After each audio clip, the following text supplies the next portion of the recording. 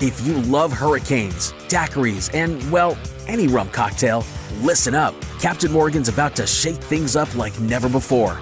We're talking Bourbon Street, New Orleans, home to legendary drinks and unforgettable moments. But what if we told you the most iconic cocktails here have one thing in common? Hint, it's not bourbon. That's right, it's rum. And Captain Morgan is bringing unforgettable fun to Bourbon Street in a way you won't want to miss. Get ready for something big as we gear up for Super Bowl 59. Make sure to keep your eyes on NOLA's most iconic street. Who knows, Bourbon Street might just need a new name. Stay tuned for clues and get ready for the most legendary adventure yet. Please drink responsibly. Captain Morgan Original Spice Rum, 35% alcohol by volume. Captain Morgan Rum Company, New York, New York.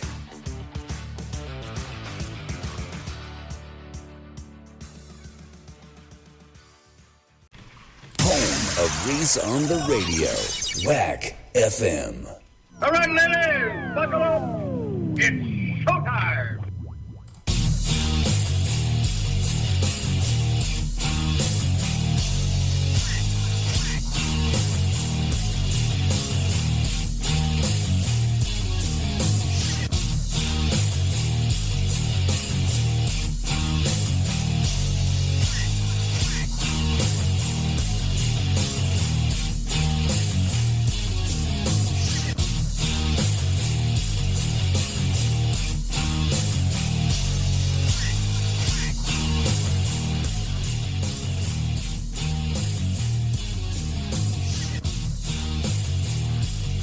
And hello to you, Carl. You know what time it is? It's time for the world's most hated and most racist online show in America. It's the Reese on the Radio Rundown with yours truly, Reese on the Radio. We are back and we are live. Kicking it live, ladies and gentlemen. Let me turn my volume down. We are also live on Spreaker. We're live on Instagram. We're live everywhere, ladies and gentlemen. We're live everywhere. And we have plenty of news and plenty of views for you today. So stick around so that you could be a part of that, folks. So you can hear anything and everything that is on my mind. Yes, happy Tuesday to you. I don't know what that's supposed to mean. I don't really pay attention to that craziness. But okay, happy Tuesday, okay? It is Tuesday, January 2nd month, 22nd, 2022. Yes, it's happy Tuesday today. I can't wait till it's over so people can stop saying it. I'm just saying. I'm just not a big fan. Anyway, whatever. Many people are asking, I see them. What does this mean, Reese? Are we going to war with Russia? How do I put this in a way that can calm all your nerves? Negro, please. Negro, please. Joe Biden is not going to war with anybody. Joe Biden is too scared. He is too afraid. He is too docile. There's no way that he would want to send any American troops over to Russia. He's got no interest in it. To send troops over to Russia would be stupid. To send them over to the Ukraine would be dumber. Well, actually, sending them to Russia would be dumber. Sending them to the Ukraine is stupider. But here's what he did, ladies and gentlemen. What did he do? He sent troops to the European countries surrounding the border of the Ukraine, and he emphasized as a defense stance. In other words, not as an aggressor, but in a defensive stance. And he kept repeating that, if you remember the speech. I don't have it, I ain't playing it. He said in a defensive stance. The reason why he said that was because he wanted to let Putin know, I'm not being aggressive here. I don't have any chops like that. I don't have real chops like that. I'm just letting you know that I got to do something. I got to let people over here in my country think, I'm willing to use the troops if possible. But I really can't afford politically to have any dead bodies coming over fighting for Ukraine. Now, Ukraine, on the other hand, you got to pay attention to what they're doing, Michael. What's Ukraine doing? Ukraine is saying, hey, United States of America, you remember back in 1994 when you told us to give up our nuclear armament? So as not to antagonize Russia, as a peacekeeping measure? Remember, you told us to give up our nukes. And if we got into a jam, you'd back us. Well, now we're in a jam. And you've got to back us. Anybody remember who made that deal with with Ukraine? Yeah. William Jefferson Clinton did. He gave up the goods. He gave up the nukes. He had another foreign country give up the nukes.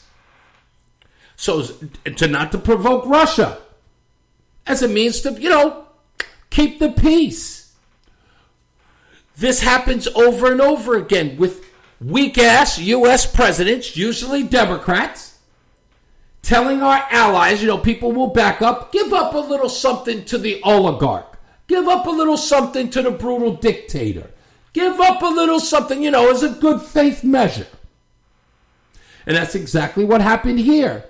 And now Ukraine is sitting there with their ass hanging out, pants down by the knees.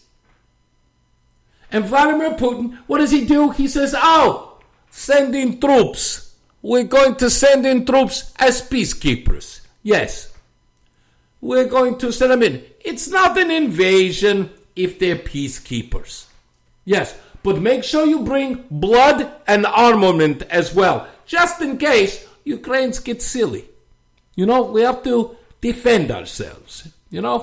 That's okay. Everyone go in right into Ukraine. Sure. Yes. We'll put a base here, right in a sovereign country. Hey, don't worry. It won't be sovereign in a week. Exactly what he does. Exactly what he's doing. Joe Biden said if he did the smallest thing, the U.S. would respond. And what did he respond with? Sanctions? Sanctions? Oh. Joe Biden told Vladimir Putin that he can't go to the ATM anymore. Oh, goodness gracious. The man's sitting on $600 million. He'll be fine. And if his people starve to commandeer more land into Ukraine, in essence, the home of Russia, the true and natural home of Russia. If people have to starve in order for him to regain that property, that land, so be it. Do you not remember what Khrushchev was willing to do? Lenin, Stalin, you don't remember what these men were willing to do? This guy idolizes those guys. Those guys killed millions of people for their cause. They're brutal dictators. And they hold that moniker for a reason. Putin is capable of anything he wants to do at the expense of his people. Do you understand? Look, this is how crazy this is. For more power, right? He is willing to give up the lives of people who will not fight for Mother Russia to embolden Mother Russia. He sees Mother Russia as something bigger than its people. If he really saw it as its people's country, he wouldn't be a brutal dictator and a communist, right? As a communist, he believes that people should give up their lives for the greater good, mother country. That's the same thing Mao did. It's the Cultural Revolution. What did he do it at the expense of? Humans. What do you think? What do you think this guy Xi Jinping is doing now in China with the Uyghurs?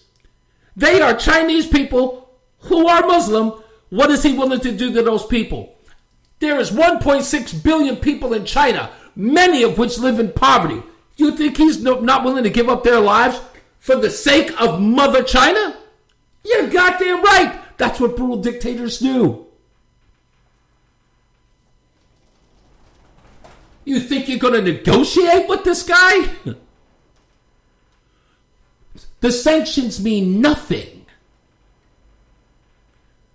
Because if that were the case, they'd have done it a long time ago. And when I say it a long time ago, they could have done it a long time ago, before we ever got here. On CNN, they have this one guy. Goodness gracious, he's really, really good. I don't understand. His name is Scott Jennings. I don't know how this guy survives over at CNN.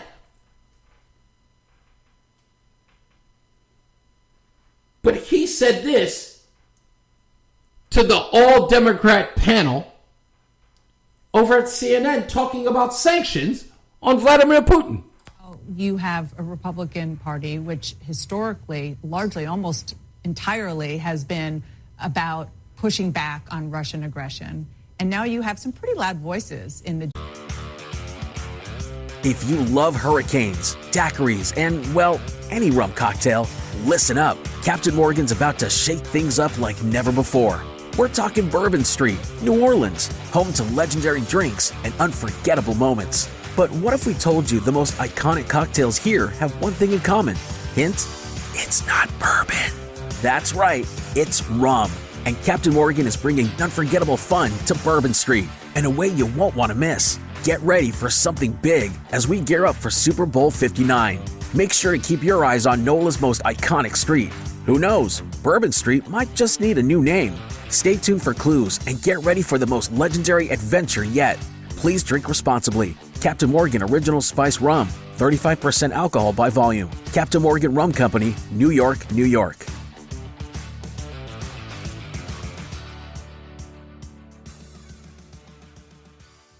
GOP, Scott Jennings, from Fox News to Capitol Hill, questioning why the U.S. even cares about this, whether there's even an interest there. Well, as a political matter, I do think there is a fatigue in the United States about foreign intervention. It's the impulse, the political impulse that led Joe Biden to pull out of Afghanistan last year and put us in that debacle. But I would just point you to January when the Republican Party, led by Ted Cruz in the Senate, tried to put sanctions on Vladimir Putin.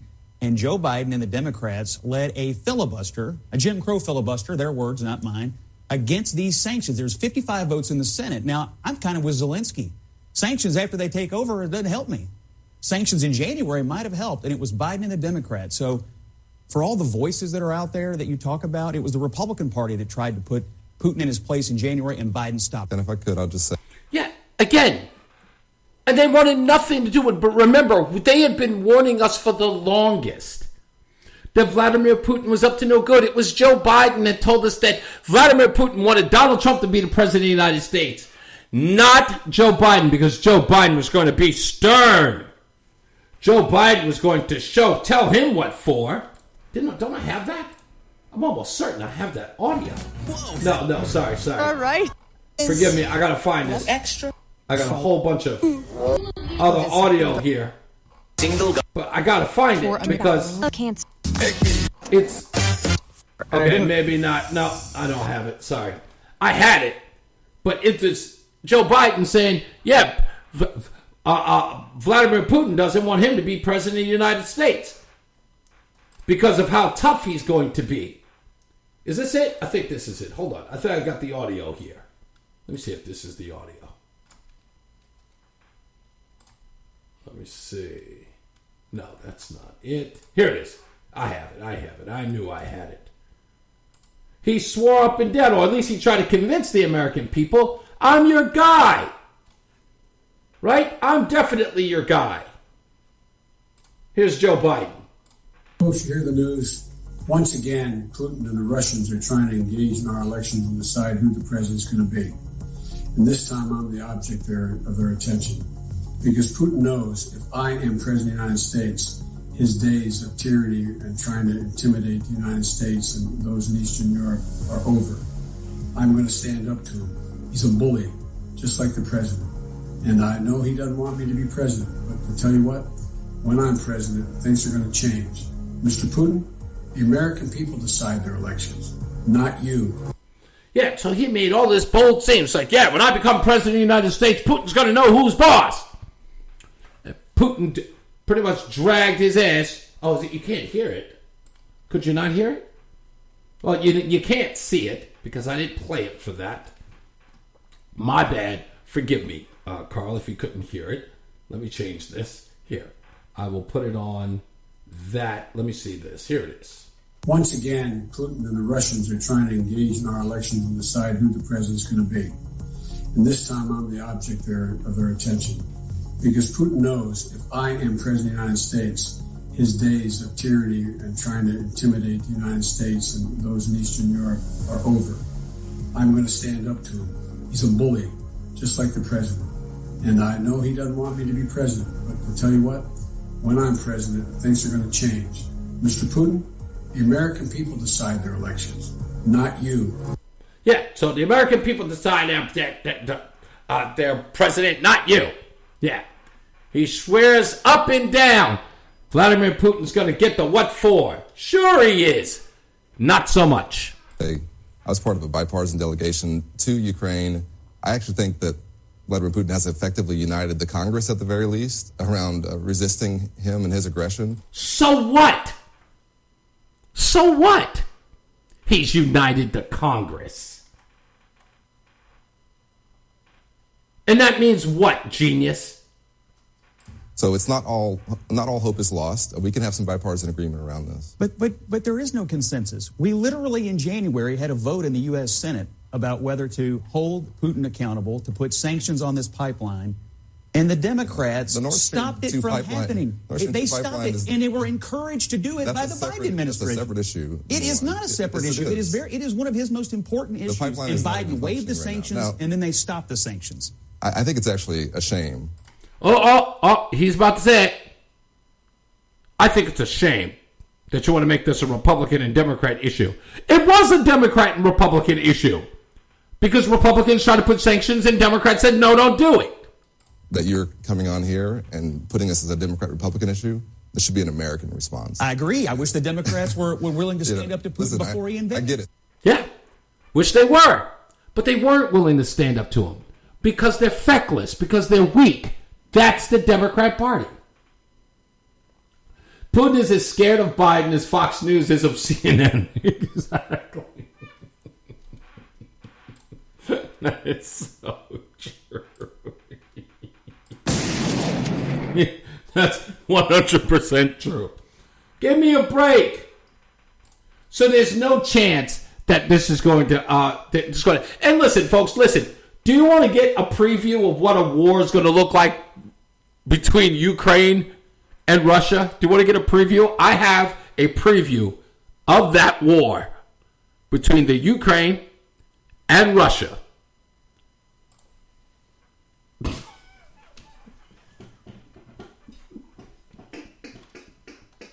I kid you not. That really happened. This really happened. I cannot believe. So this was the Ukraine TV show, right? Where there was a Ukrainian TV reporter. I guess he was the host of the show.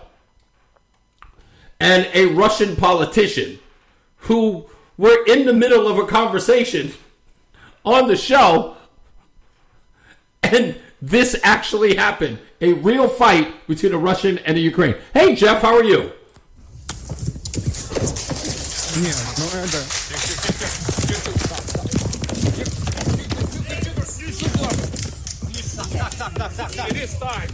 Да вы что, с ума? Вы что делаете?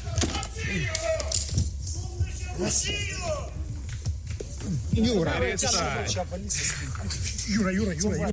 Тихо. Юра, перестань. Юра. Руку уберите, Шуфрича, за шею. Юра. Юра, перестань. Юра. Ну вы что? Юра. So yeah, did you notice the interpreter? Did you notice the interpreter? She kept her cool the entire time. She didn't let anybody know. Like she didn't even, she didn't freak out. Probably because she's used to that. But I love the way the cameraman caught it perfectly as the pro-Russian politician sitting there and the TV host walks up to him and just mushes him right in the face.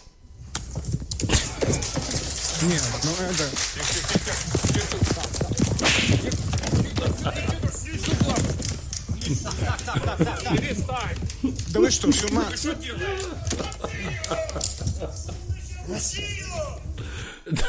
So, look, we're hoping, at least for me, Russia and the Ukraine get into a war because it's sheer entertainment, ladies and gentlemen.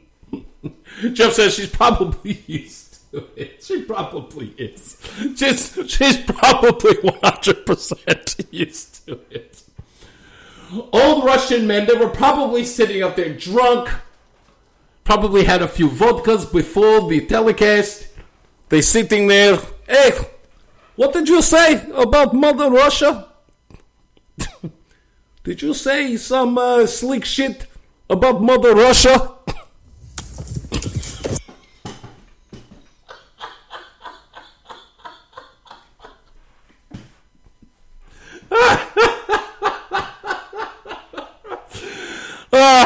Your mother is a Russian whore.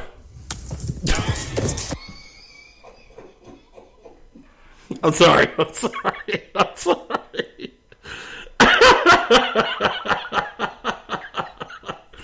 Oh, gosh. Amy, you're 100% right. Yeah, I thought of Geraldo when I saw it, too.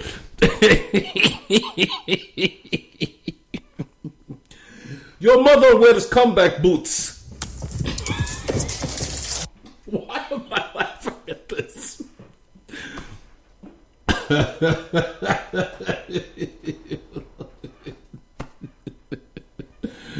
Oh, anyway, okay.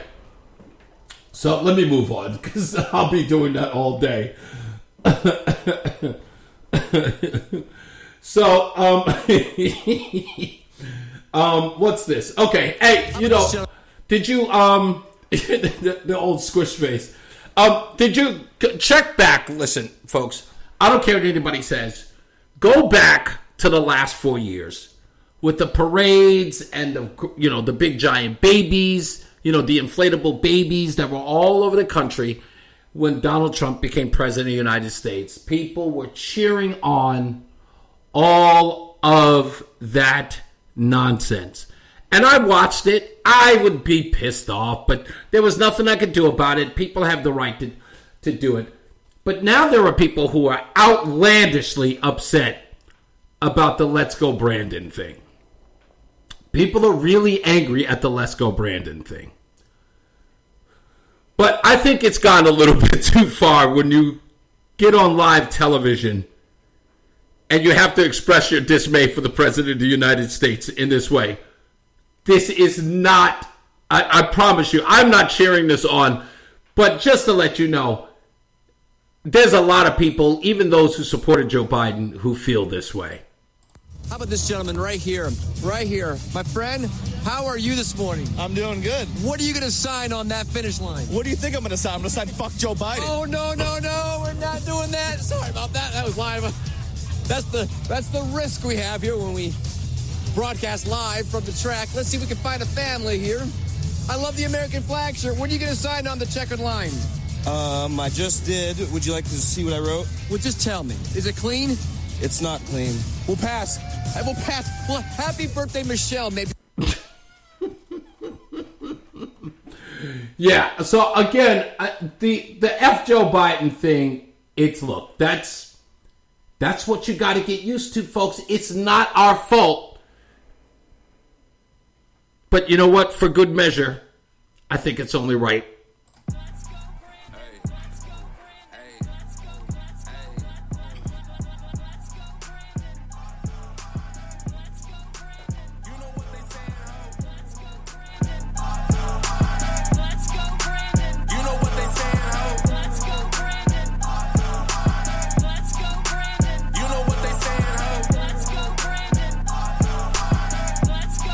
Hey, you know what they saying, ho?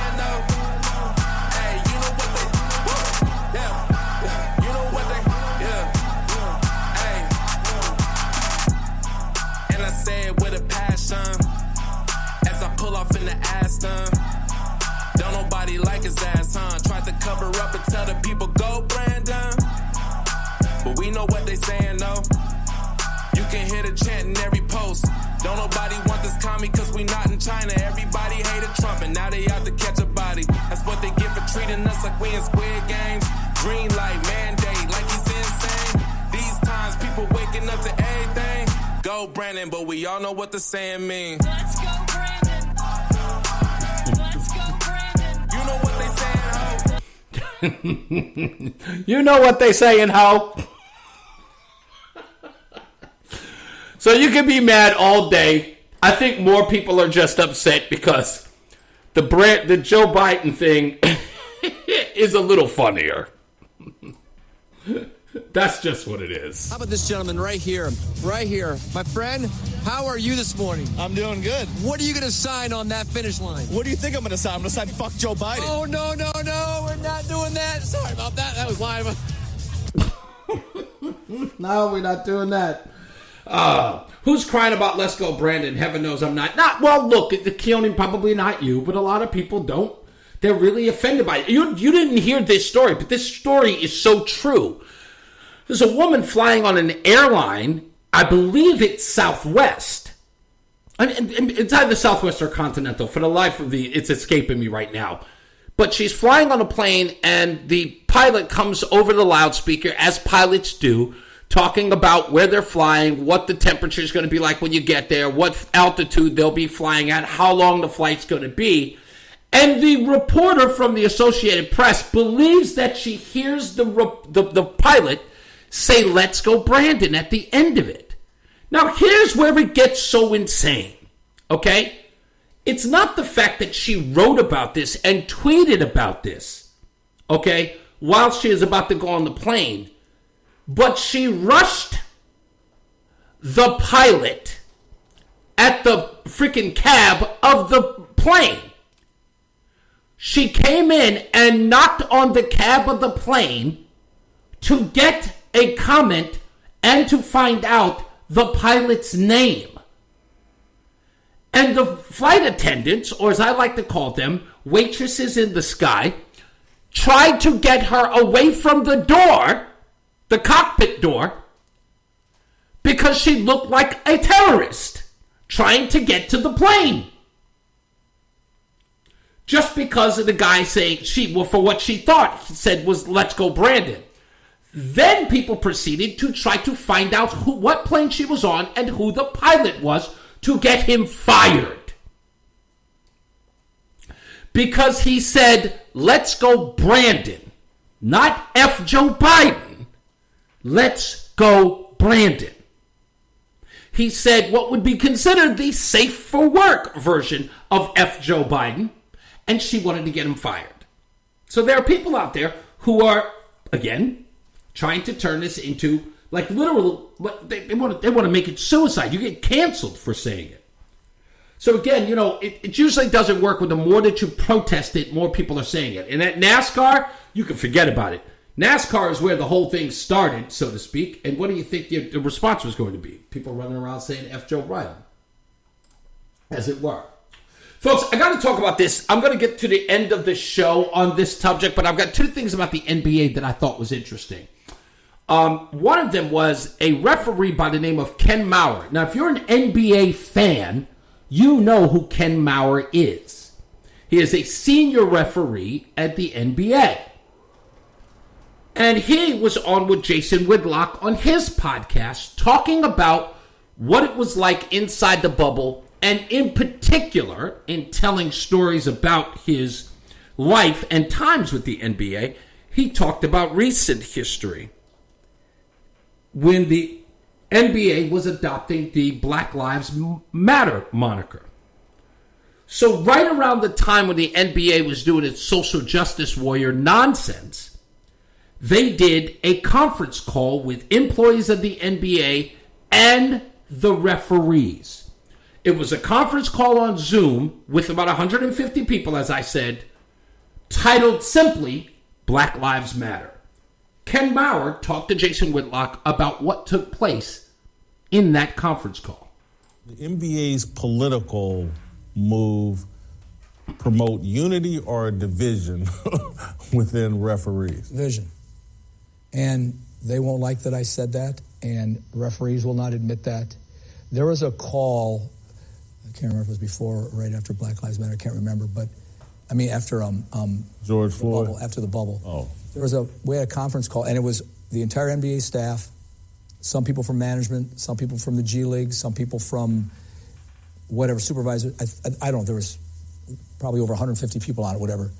And the title of the call was Black Lives Matter. It was 5 hours and 26 minutes long. The title of the call? Black Lives Matter. NBA referees? Yes. Because you were going to referee the George Floyd trial or what? You know what?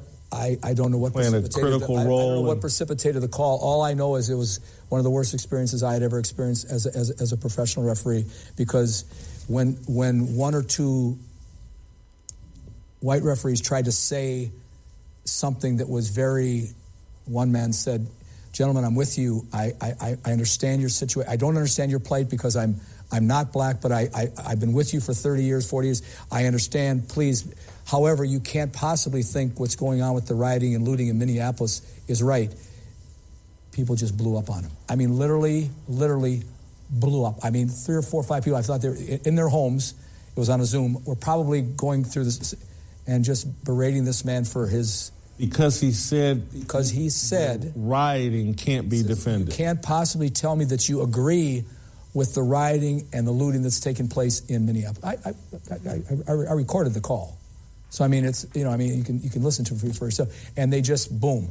And so very few white referees said anything on the call, and some of the black referees on this, they're great people. I mean, I wish, I wanted, wasn't time to say anything, but I wanted to say why this does not help us. This divides us. And everybody was filing their laundry, talking about things when they were pulled over and individual instances that they had with policemen. It was just a session where you could all voice your whatever, and I don't think it helped. Well, I know it didn't. I mean, they can say whatever they want. They can hide whatever they want, but I know that it's not, it didn't help the staff it separated the staff.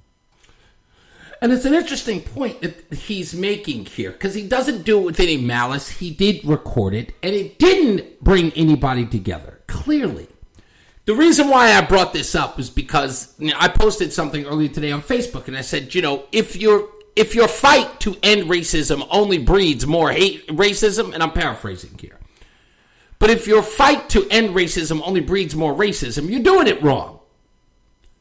And that's what people are doing. They're antagonizing people so much that more and more people are getting angry.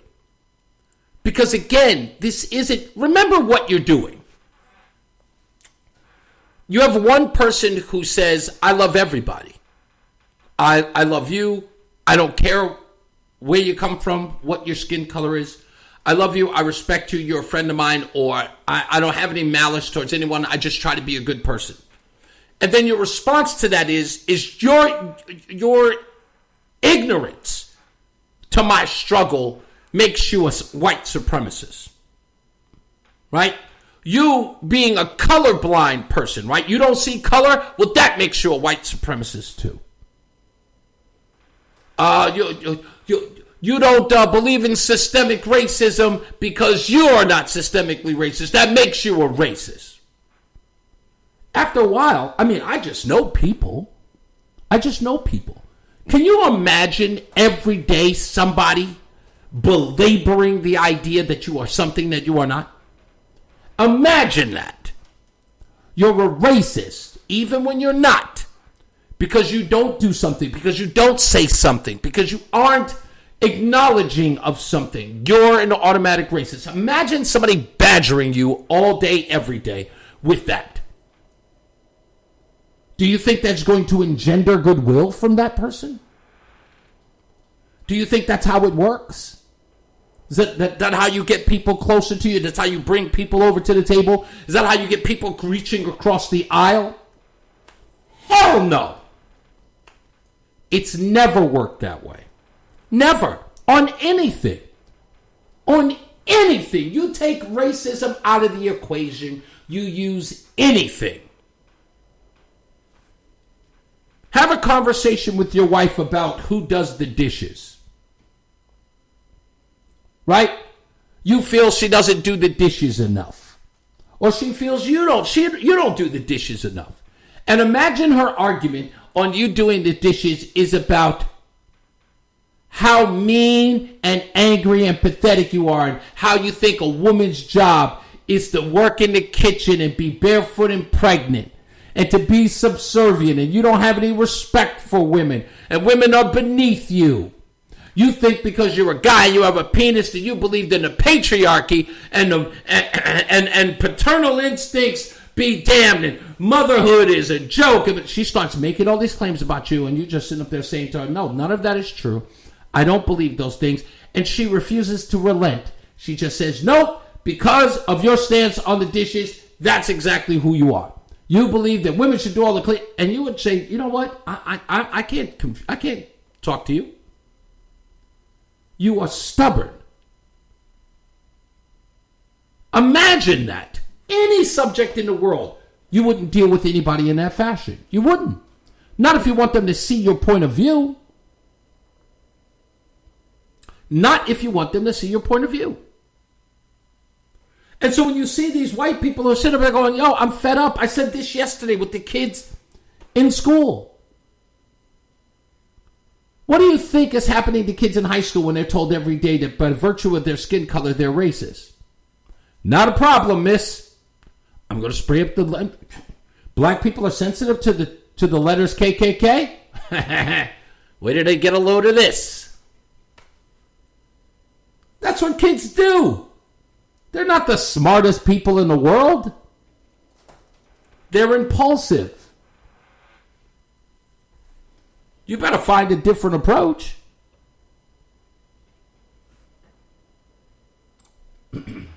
Speaking of a different approach, this is not the approach you want to have. And look, I'm going to say this again.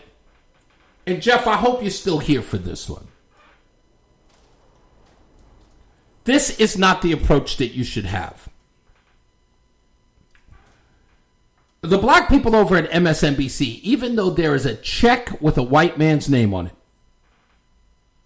paying them that salary, they are obsessed with white people liking them. I say again, the black people over at MSNBC, they are crestfallen that white America does not like them. And they just want to be loved. They are obsessed with it. America doesn't like us. They just want to be liked. They wish that they would just like us. Joy, this country hates us. This country hates black people, and we know it. We talk about it. We joke about it. We know what we're up against. But sometimes that hatred that this country has for us really comes out and just takes your breath away, just grabs you by the neck and just takes your breath away. Then leave, Negro. You got a lot of money. You're an educated black man. And if I remember, Ellie Mistel, I think, has taught in a couple of colleges and universities. Well, there are African colleges and universities, my man. Take your American educated ass to Africa. Why are you sitting here in a country that just hates you? I wouldn't want to be at a party where people didn't like me. I wouldn't drink anything they handed me. I wouldn't have a drink. I wouldn't eat their food. I wouldn't go into their restaurants. They hate me. America hates me. Listen to Ellie Mistel. America just hates us. Look how sorry. He looks like a redheaded stepchild. America hates us, Joy. This country hates us. This country hates black people, and we know it. We talk about it. We joke about it. We know what we're up against. But sometimes that hatred that this country has for us really comes out and just takes your breath away, just grabs you by the neck and just takes your breath away. Oh.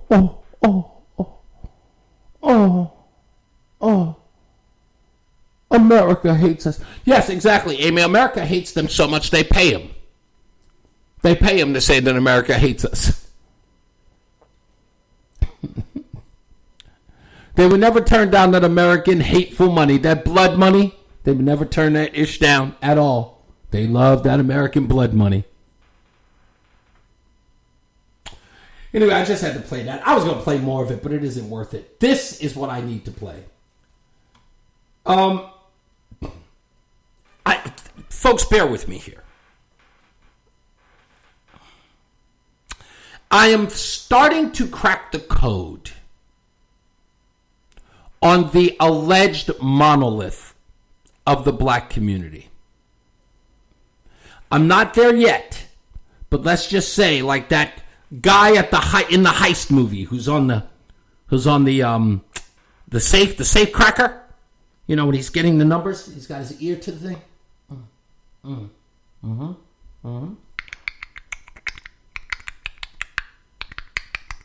Yeah, I'm almost there.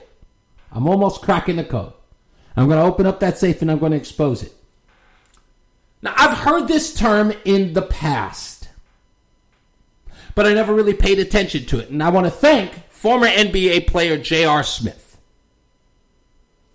because he brought up something in one of these, mental health NBA shows.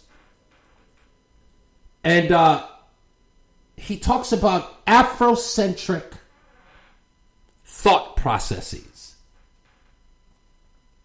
versus European-centric thought process. Not right? In the black community. On the bus. These jeans, I need this book bag, I need to be looking like this because the vets got this, I'm pushing this car, I'm doing... Why? Who am I impressing? I'm not even fulfilled with me. They look up to me, so when they think, oh, this is cool, this is what they say he did this and that, he did this, he threw soup on the coach or whatever, they think that is cool. Look at what we glorify.